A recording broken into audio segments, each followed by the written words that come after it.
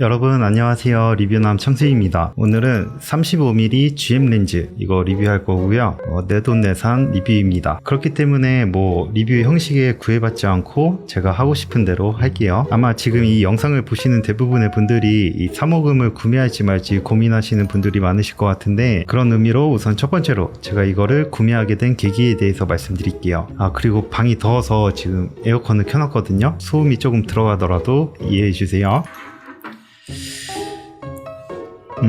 우선 첫 번째 이유는 제가 35mm 단렌즈를 써본 적이 없어요. 24금도 쓰고 55.8 짜이즈도 쓰고 8호금도 쓰고 이렇게 써봤는데 35mm는 제가 써본 적이 없는 거예요. 그래서 많은 후기들을 검색해 봤는데 35mm라는 화각이 굉장히 찍기 편한 화각이다, 그런 말들이 많아가지고 궁금하잖아요. 그래서 구매한 것도 있고, 또 제가 24mm 그리고 55mm 화각을 써보면서 느낀 게, 저는 주로 인물 촬영을 많이 하거든요. 영상이든 사진이든. 근데 24mm 같은 경우에는 너무 넓어요. 그래서 약간 좀 찍기가 힘든 면이 좀 있어요. 그래서 55mm를 써봤더니 요거는 뭔가 조금 답답해요.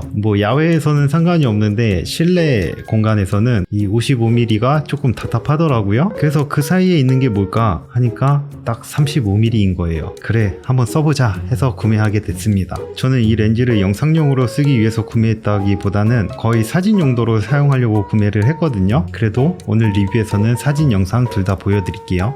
그런데 이 3호금을 사려고 보니까 이것보다 더 작고 가볍고 저렴한 35.8이 있는 거예요. 그래서 그거랑 또 엄청 고민했어요. 그런데 저는 GM충으로서 그냥 GM으로 구매를 했습니다. 일단 예쁘잖아요. 요거 예쁘죠?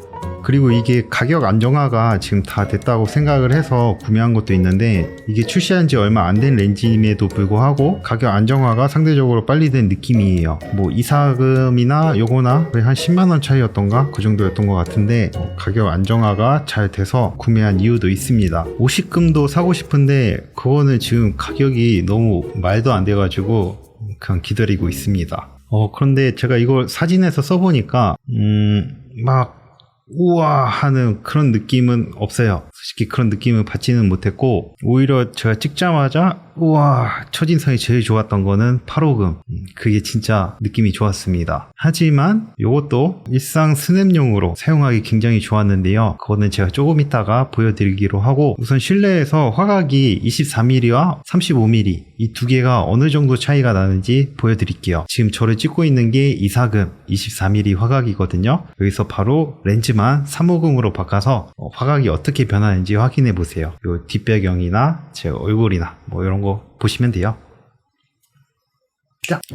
자, 지금 35mm로 바꿨는데 생각보다 차이가 꽤 많이 있죠. 특히 이 광각 렌즈 쪽으로 갈수록, 광각의 화각으로 갈수록 이 차이가 굉장히 심하게 느껴지거든요. 지금 24mm에서 35mm로 바뀐 화각이 이 정도의 차이가 있습니다. 굉장히 심하죠? 그래서 지금 헤드라인도 거의 없어졌는데, 그래도 좀 정확하게 보여드려야 되니까 이거 높낮이 안 바꿀게요, 지금은. 그래서 만약에 유튜브 찍으면서 실내에서 요 35mm를 사용하신다, 살짝 조금 그래요. 방이 넓으시면 상관이 없는데 좁은 방에서는 쓰기가 조금 그렇습니다. 근데 내 얼굴이 좀 더 화면에 꽉 찼으면 좋겠다, 지금 이 정도로 지금 높이는 바꿔볼게요. 헤드라인 있게 이 정도 크기로 내 모습이 나왔으면 좋겠다 하시는 분들에게는 또 좋겠네요. 이 정도의 차이가 있습니다. 그래서 실내에서 유튜브 촬영용으로 구매를 고려하시는 분들에게 참고가 됐으면 좋겠고, 이제 뭐 할까요?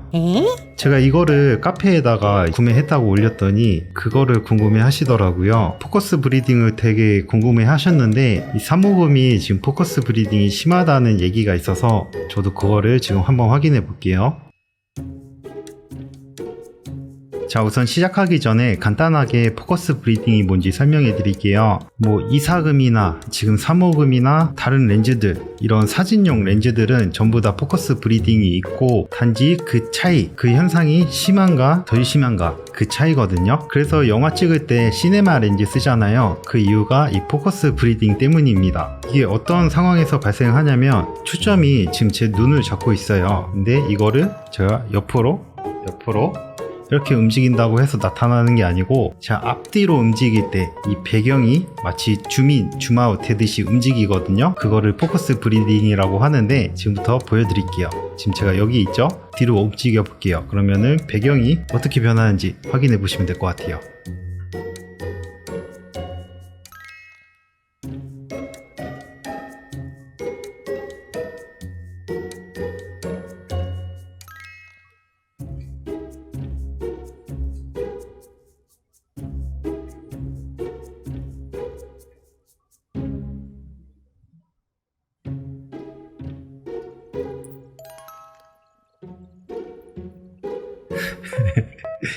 자, 증상을 확인하셨나요? 이게 포커스 브리딩이라는 거고, 이 현상을 알기 전에는 좀 유심히 보지 않는 이상 잘 느껴지진 않는데, 지금 여러분들은 이 현상을 알게 되셨으니까 앞으로 촬영을 하실 때 이 현상이 눈에 띄게 거슬릴 겁니다.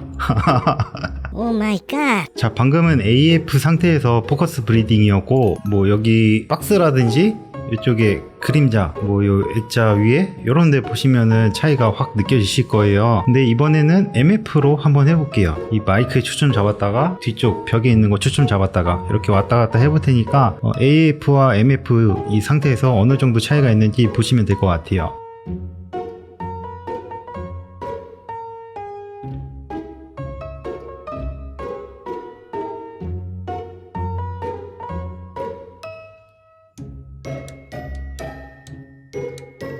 자, 방금 보셨나요? 확실히 포커스 브리딩이 심하긴 심하네요. 그런데 뭐 이렇게 가만히 앉아서 정적인 영상을 촬영할 때는 큰 문제가 되지는 않을 것 같은데, 뭐 앞뒤로 이동이 많은 그런 환경에서 촬영을 하신다면은 이게 좀 문제가 되지 않을까 생각합니다. 자, 그럼 포커스 브리딩을 확인한 김에 AF 속도와 AFC 소음 이런 거 한번 테스트 해볼게요. 뭐 어차피 이게 AF가 빠르고 조용하고 이런 건 다 알고 계실 테지만 그래도 간단하게 해볼게요.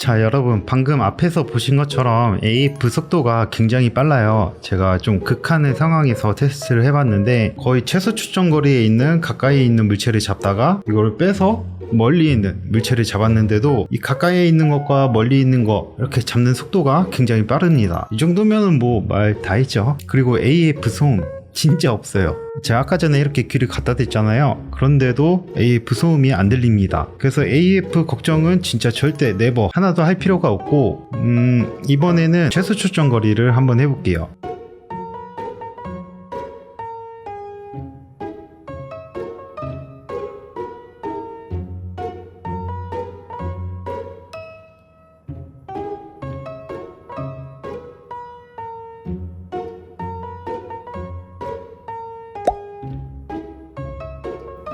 자, AF 상태에서는 이 정도고요. MF로 여기서 전환하고 가볼게요.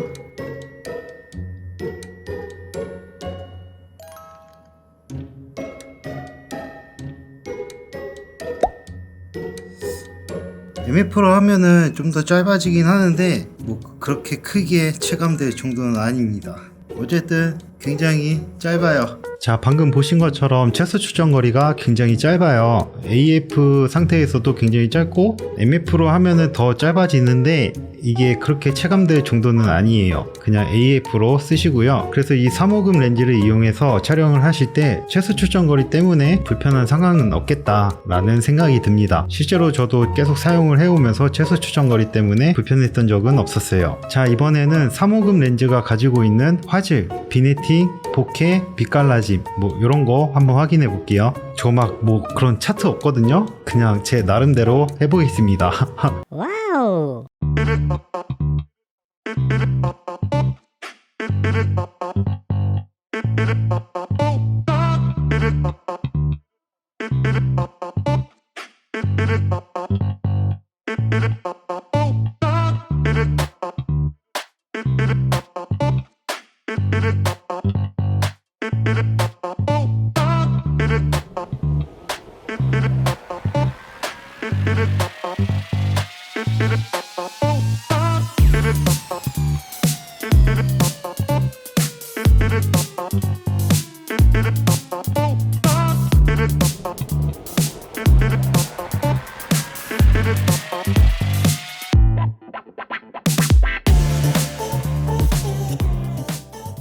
자, 뭐 화질이야 말할 것도 없이 좋고요. 뭐 중앙부 굉장히 선명하고 주변부는 아무래도 최대 개방 상태에서는 약간 소프트한데 조리개를 조일수록 선명해집니다. 제가 정확히 화질을 테스트할 수 있는 그런 게 없기 때문에 그냥 참고 정도만 해주시고요.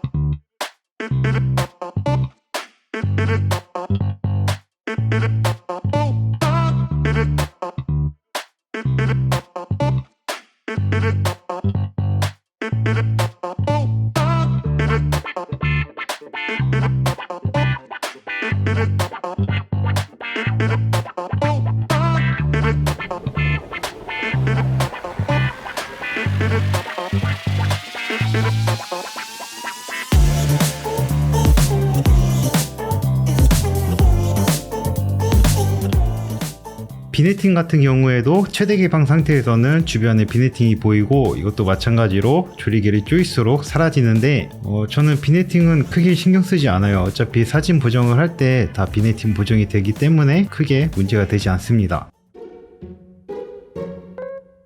제가 이 3호금 렌즈를 쓰면서 아쉽다고 느끼는 게 하나가 있는데 이게 바로 보케입니다. 보케에서도 뭐 여러 가지가 있겠지만 특히 그 회오리 보케 있죠. GM 렌즈 치고 회오리 보케가 꽤 있는 편이에요. 근데 저는 개인적으로 회오리 보케를 좀 많이 안 좋아하거든요. 지금 이쪽 뭐 어느 쪽이든 지금 회오리 보케가 나오는데 이 주변부를 보면은 이렇게 팽그르르 회오리처럼 돌아가듯이 보케 모양이 형성이 되는 거를 회오리 보케라고 합니다. 특히 이 회오리 보케는 지금처럼 뭐 풀숲, 뭐 이런 나무들, 나뭇잎들 뭐 이런 것들이 많은 상황에서 잘 눈에 띄는데 지금 보시면 이렇게 돌아가는 거 보이시죠? GM 렌즈 치고 회오리 보케가 좀 아쉽다. 뭐 어쨌든 다른 보케 모양도 보여드릴게요.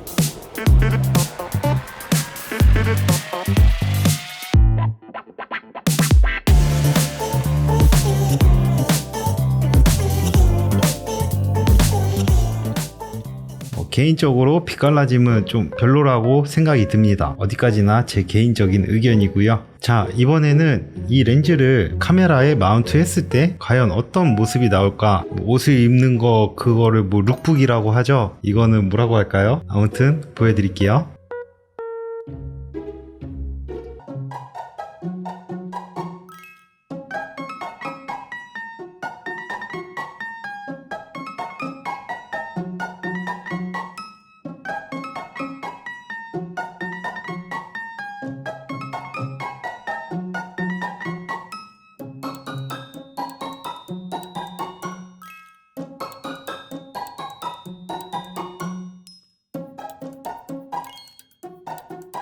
자, 보신 것처럼 굉장히 예쁜 모습을 보여주고 있습니다. 후드를 반대로 했을 때는 좀 더 컴팩트하게 그런 모습을 보여주고 있고, 이거를 후드를 앞으로 꼈을 때는 생각보다 길어지는 모습을 보여주는데 그 밸런스가 굉장히 좋습니다.